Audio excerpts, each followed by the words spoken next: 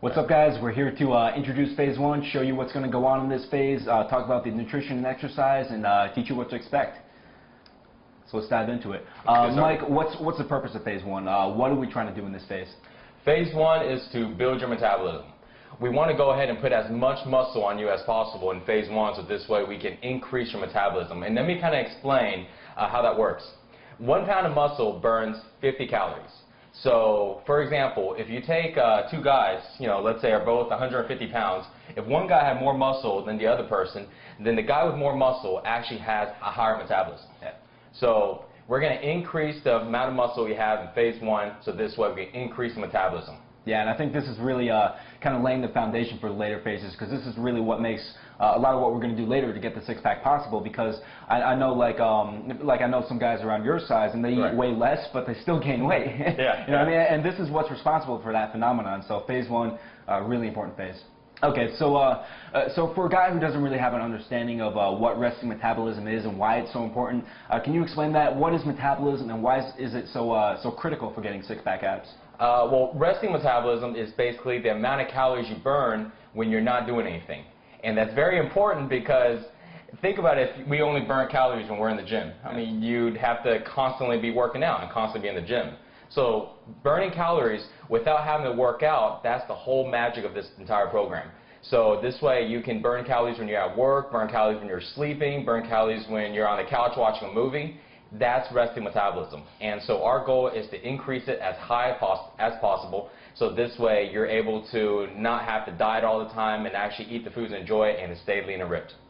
Definitely. And can you talk about a few ways, like obviously building muscle is going to increase metabolism, but what are some exercises that people do which are not so effective because they don't increase metabolism? Believe it or not, cardio. Cardio is one of them. Which is why, all the people on those ellipticals struggle. Yeah.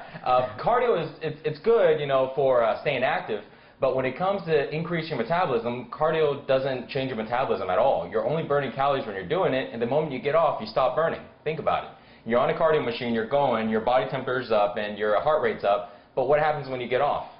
Body temperature drops back down, and, heart rate goes back down. Exactly. So cardio is not one of the ones to increase metabolism, so if you want to increase your metabolism, don't worry about doing much cardio. The next one is actually doing isolation movements.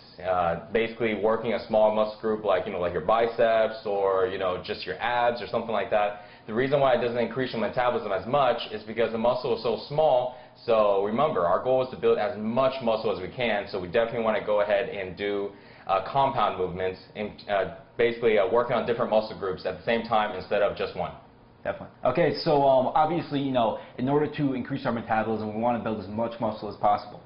For a guy who doesn't really understand exactly how that process works, what are the key elements that he's going to need in order to build muscle? Well, it's really easy to build muscle. Basically, when you're building it, you're actually breaking it down. So it's a little opposite. When you go to the gym, a lot of people think, well, hey, let me go to the gym and let me build muscle there. But really, you're going to the gym and you're breaking down your muscle. You actually build it when you eat the right foods and also when you sleep. So there's three things.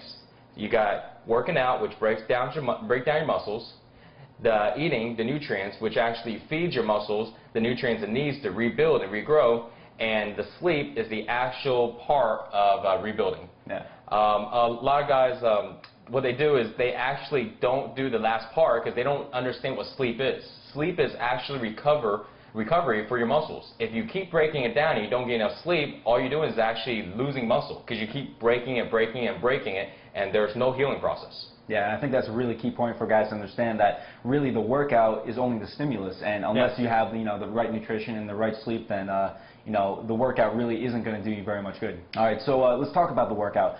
What is the workout in phase one going to be like, and how is it going to be different than in the other phases? Phase one, the workouts are going to be basic compound movements, which basically, like we talked about a little earlier, uses more than one muscle group. So this way we increase as much muscle. At the same time, phase one is going to be working on more of your entire body. Now the reason why I set it up and designed it like that is because you want to get your body used to being broken down constantly. Because if you go ahead and concentrate all of your time on just one or two muscle groups, like in phase 2, 3, or 4, then what's going to happen is it's going to be slower when it comes to increasing metabolism. And also your body is going to go through a lot of aches and pain. So we're going to go ahead and do total body workouts at phase 1, and also because of that, we want to go ahead and do lesser sets. So we're going to do fewer sets also in phase 1 to kind of get your body ready for the other phases. And I know for a guy who's like never done this type of workout before, you know, doing total body workouts every single time is going to be pretty tough. It's tough. Yeah, it's tough. But I mean, like, there's no faster way to put on size than this. Like, if you do this, you know, I've done this myself, and you know, I gain size very, very quickly. So this will put on a lot of size. Definitely. And actually, one other point which I wanted to talk about, one thing you emphasized to me was that in the later phases, you know, we're going to be focusing on quality muscle, on putting on muscle in the right places. Right. But in this phase, we're focusing more on just quantity, just putting on the most we possibly can. The most amount. Yeah. And can you talk about, like, why is that? Why are we just focusing on the most amount? Well, because right now, remember, phase 1 is increasing your metabolism. So we want to make sure that just as long as we can get your metabolism as high as possible, it doesn't really matter exactly where the muscles go. Now, our workouts, because they're total body, so you're not going to be, you know, gaining all of your size in your arms and not in your chest or all in your back or your legs. It'll be spread out.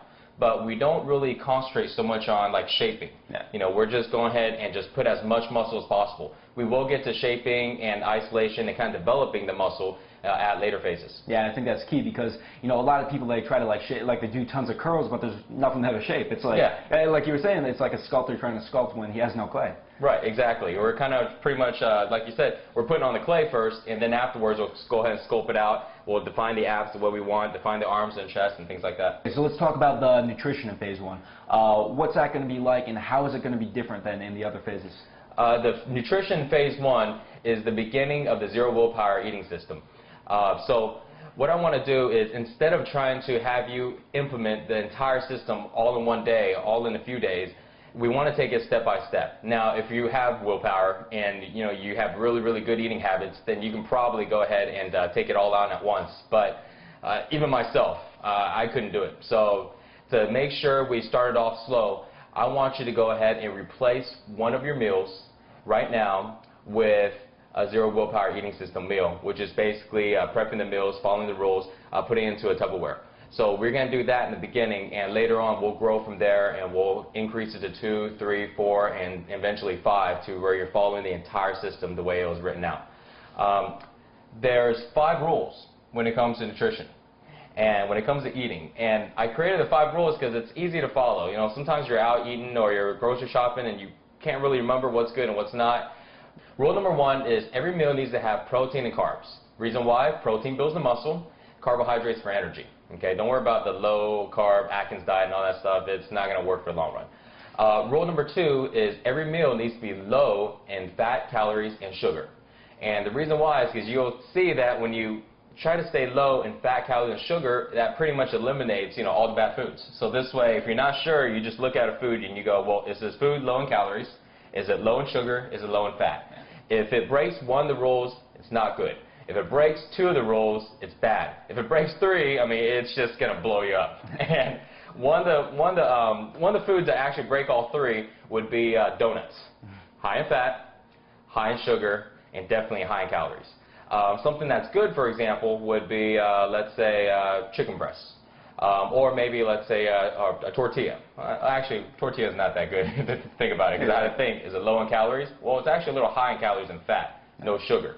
So you see, I use a system all the time to basically introduce new foods into my eating habits, and I just kind of run it by. Is this food low in sugar, low in calories, low in fat? Really easy to follow, and once you get used to it, it's just second nature for you. Rule number 3 is you want to make sure your portion size are 1.5 times the size of your fist. So if you go look down at your hands and you put your hands together like this, you want to make sure it's 1.5 times because that is about the average portion size, and that's the amount of food that usually people can go ahead, their bodies can break down in about 2 to 3 hours. If your hand's really, really big, you may want to go with just one hand instead of 1.5 times, and vice versa. If it's really small, maybe go with 2. But kind of test around with that. What I found across the board is about 1.5 is a pretty good formula. It's a pretty good way of measuring. This way, you actually don't have to ever measure portion size. You don't have to count calories, because I never do. You don't have to do any of that stuff, and it's so simple to follow these guidelines and to pretty much figure out how much food you need. So that's going to control your calories a lot. Rule number 4 is eating 4 to 5 times a day. Now, rule number 4 is actually really easy to follow if you follow the other rules, because you'll find that you get hungry really within about 2 or 3 hours. And afterwards, you're not going to feel like you're trying to, put down food. Like me and Dan, we eat all the time. We're eating really about 2 hours, right? Every 2 hours. And just naturally seems like we get hungry, every 2 or 3 hours. Yeah, we never calculate, oh, it's time to eat. We're just hungry. If we're hungry, we eat. And it just so happened, when we really look at it, it's really about, about every 2 hours or so, sometimes up to 3 if we have like a bigger meal. But we count the meals, yeah, we actually are up to about 6 and 7, 6 or 7 meals, just because, that's just how often we get hungry. So you want to make sure you eat at least about 4 to 5 meals to start off at, and then kind of go from there. If you don't increase your meals more, don't worry about it. Just as long as you stay around 4 or 5, you should be pretty good. The last rule is actually 80-20 rule. What that is 80% eat healthy, right? Follow the 4 rules. And 20% pretty much just eat whatever you want. So this way you create a balance. See, even though I like to eat healthy, I work out and I do all this stuff, I still have a life. I balance it out. I go out socially and have drinks. I eat at buffets, right? I can put it down. And so you have a balance. You can't always be dieting and always be eating healthy foods. You just got to give yourself a break. I feel that what's really important is just make sure that as you're doing that 20%, realize that if it's higher than 20%, you'll start to see the difference. And so you want to, in the beginning, keep it around 20. A little lower would be better, so this way you can kind of get used to it. But those are the 5 rules to follow. And if you don't remember anything else in the nutrition part of it, just as long as you go by these 5 rules, I think you'll be good. Yeah, and I think those 5 rules, it's genius because it's so simple, and yeah. If you just follow those, 5 simple things, then you're going to be eating well. Yeah, they're just like easy guidelines to kind of go by. Yeah, exactly.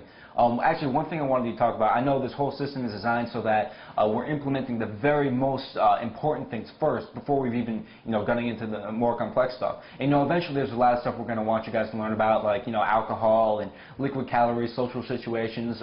Eventually we want you to learn about that stuff and implement it. But for right now, one thing which you decided was that the most important thing was just start eating 1 0 willpower meal out of your Tupperware every day. Why is that? Why did you feel that was the most important thing to start doing? Well, because it's taking action. You want to start off slow and build a habit, because if we try to implement it all at one time, most people are going to be, whoa, I can't handle all this, and just completely stop. Yeah. And that's why when you look at diets, when you look at all these other type of eating plans, and it's so overwhelming in the beginning. You don't like to cook those foods. A lot of people don't even know how to cook. I'm not a good cook at all. I can't follow that. And then you got to follow everything to a T. And you realize every day you're counting calories. You're worried about this. You're worried about that. And before you know it, life isn't even fun anymore. It's like always revolved around check and balances. So these guidelines are really easy to follow. And when it comes to implementing the 0 willpower eating system, we're going to start you off with just 1 meal. Okay, and we'll grow from there. So it's very important in this phase right now, phase 1, that you do replace one of your meals with a meal that you prep in a Tupperware, so this way we can get you rolling in the right direction. It's such an important habit to establish, and I like that it's so simple too, because one thing you've emphasized to me is that a lot of the leverage is in the workout, because if you're doing these hard total body workouts, then you're really not even going to be able to stomach like donuts and cake and stuff afterwards. Yeah. Your body's actually going to reject fast food and greasy food. If you don't believe me, just give it a try. You'll see. You're going to eat it, and your body's going to feel really weird, and your stomach starts to hurt, and you get this real weird taste in your mouth, and you're like, wow, what's going on? I used to eat this stuff all the time. And before you know it, maybe after a couple hours, you're going to find yourself going to the restroom. Exactly. It's like, before you might have been driving a little Honda Civic, but now you're driving a Ferrari because of these workouts. And if you pour, like, crappy regular octane gas in your Ferrari, you're gonna definitely feel the difference. Yes, definitely. Okay, so obviously, phase 1 is very exciting because we're building so much muscle and changing our metabolism. But what are some of the pitfalls that guys have to watch out for to make sure they don't get tripped up? The number 1 pitfall is taking action, or basically procrastination. So remember, you've got to get this started, and you got to start now. Taking action is one of the hardest things to do. People always try to study, plan, and make sure everything is perfect.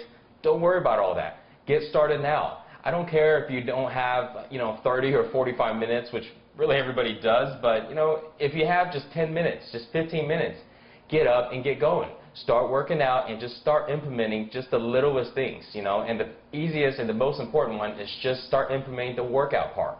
Don't worry about the nutrition part. Don't worry about you know, all the other stuff.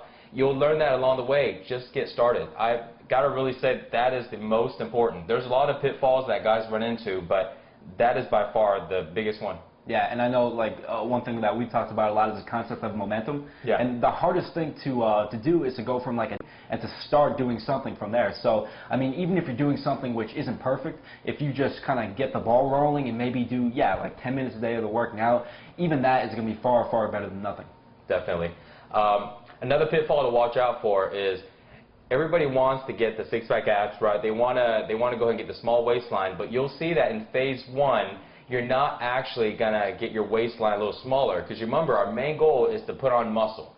And so you may even see a weight increase, which is okay, because remember, muscle weighs more than fat. So you may see a weight increase, and so when you look in the mirror, instead of looking slimmer, you actually may look a little bigger. But just again, remember, this is the only way to increase your resting metabolism, is to increase that muscle. So those are some of the things that you'll be expecting, and don't be afraid. Don't think you're doing it wrong. That's just kind of just part of the phase. Yeah, exactly. I know guys, they kind of get tripped up here because they want that, like they want to go directly towards the results. Yeah, they want to get ripped. They don't think, oh, I got to get a little bigger to get a little smaller. Exactly. It's such a counterintuitive concept, but just trust us. Yeah. Like it will pay off, even though the visual results aren't going to be there in this phase. If you make it through, it really lays the foundation for the other phases. Definitely. Another one to really follow in the beginning is calculating your rest times. So that really ties into making sure you're maintaining the workouts at about 30 to 45 minutes. So let's talk about the rest times. Very important. I think when we first did the program and put it all together a while ago, you thought it was like, well, so is it just, I just do it once in a while, or calculate, or kind of estimate? Yeah, like I thought, it was a suggestion that, guess about a minute. And No, I mean, and you got to actually calculate the rest times. You got to time it. Most of the time I go in with a stopwatch, or if your gym has a clock on the wall or something like that, that would be perfect. But very important to follow the rest time guidelines. Those are implemented as part of the program, and it's very important because it keeps the intensity at a certain level. It keeps the momentum and the pace at a certain level. And also that, if you follow that, you're going to see that you'll be done with the workout within about 30 to 45 minutes. In the beginning, it may be a little harder to finish it in 30 to 45 because you're still getting used to the workout, and you're kind of wondering, where everything is at, and you kind of have to shift from exercise to exercise. So it may take a little longer, which is okay. But I say within about the 3rd to the 4th workout, you should make sure you cut it down to about 30 to 45. And I think, that's going to be key too, because I know like one big reason why people quit is because they get all gung-ho and go for like 2.5 hours for a week, and then they quit because, it's just not sustainable to go for that long. Even if they can go for a week. Some guys just go 2.5 hours for one day. They are in pain for a week. Yeah. And then, no one wants to go work out when you're in pain. You can't walk. And then that's all you think next time you work out is, oh, crap, I'm going to go another week in pain. I think I just may, stay off this for now until I don't need to use my legs for a little while. Then I'll go back and work out. Yeah. It just doesn't work. So let's talk about some of the other pitfalls. I know, obviously we've tried to cut it down to like the bare bones, most important things for phase 1, but there's still a good amount of stuff. Can you talk about that? Like how can guys avoid that pitfall and succeed with phase 1? I think another one that I definitely need to address is negative influence. Yeah. See, if you don't have the body that you want, and that could probably has to do with some of the people around you. If you look around and you see the 5 people that are closest to you, you'll probably realize that they probably aren't in the best shape. So when you're starting to do this workout program, you're going and you're all excited, most likely it happens so often that people are going to say things to you to kind of bring you down. It's a negative influence. And some of the reasons why is because, they're your friends, and they know you from, maybe from a little while now, and they kind of see in your habits. So, right away they'll be like, oh, you're going to go ahead and do the same thing like you did with the last program. Or, you know what, yeah, right, 2 weeks you're going to stop, I bet you, and, don't pay attention to that, because you're going to expect that. About 8 out of 10, guys, when they try to make a change, even though your buddies are your friends, but they don't even know that they're really hurting you when they're saying things like that. It's a big thing, and don't pay attention to it. Sometimes what I even suggest is don't tell anybody. Start this program for a few weeks, and when you get the results, and you will see the results, it's going to actually be very dramatic. And instead of telling it to somebody, going bragging like, hey, I'm in this exercise program, your friends are going to ask you, dude, what have you been doing? You're looking bigger, you're looking more vascular, I'm starting to see veins, you're starting to lose some weight, and let them ask you. And so this way it's the opposite, because you're like, well, I've been doing this exercise program, and guess what they're probably going to ask? Well, okay, let's do it together. I want to be your workout buddy. So that's a good way to sometimes avoid all that negative stuff right in the beginning. Yeah. And if somebody does happen to find out and they do start kind of trying to bring you down, realize that's really only going to last for a couple of weeks. If you can make it through a couple of weeks of them trying to bring you down, then eventually, you're going to start seeing results so fast that it's going to turn into, it's going to go from that negative, like kind of bringing you down stuff into positive reinforcement. Now we talked about some of the pitfalls that guys have to watch out for. What are the results that guys can expect if they successfully complete phase one? Increase in strength and increase in muscle size. So remember, because you're going to be gaining a little bit of weight, most likely, which is okay. So kind of expect that. One thing also you want to expect is appetite increase. So a lot of people really didn't think about this one, because they're like, I'm going to work out, I'm going to start getting in shape, and suddenly, they start feeling more hungry. And so naturally, when someone gets hungry, they just eat, So before you know it, they start scarfing out all of this food, and, they start skyrocketing their calorie intake. So make sure that you still control your eating, and make sure you're not overeating what you usually do. Okay, so because your appetite will increase, and it's going to increase fast. I'm talking probably by the second to the third day of their first workout, they're going to see an appetite increase. Yeah. It's that significant. So be careful not to go ahead and eat a lot of food, because you're going to start to get hungry more often. Which actually helps, because it goes into the eating plan. So, you can actually pretty much eat the 4 or 5 meals and not feel like I'm stuffing myself because of the appetite. Increase the metabolism would definitely be a big one. And of course, it's the main goal of phase one. So the way you can actually tell that your metabolism is increased is actually by the temperature of your body. Because when we talk about, your body's burning calories, we actually physically mean your body's burning calories. Your body's burning. You can actually feel that your body temperature is a little higher. You may feel that you're sweating a little bit more. These are all little signs that's telling you that your metabolism is increased. So if you start feeling that, you're going in the right direction. Yeah, and I think, I just want to reemphasize one more time that even if it doesn't appear you're visually any closer to your goal of getting six-pack abs, if you're experiencing all the stuff that Mike talked about, with the increase in appetite, increase in body temperature, and increased muscle mass, then, you've succeeded with phase one. You've laid the foundation for the later phases where you're going to reveal your abs. Exactly. All right, so that's it for this video. Stay tuned for the next video where we're going to be talking about the phase one workout. See you then.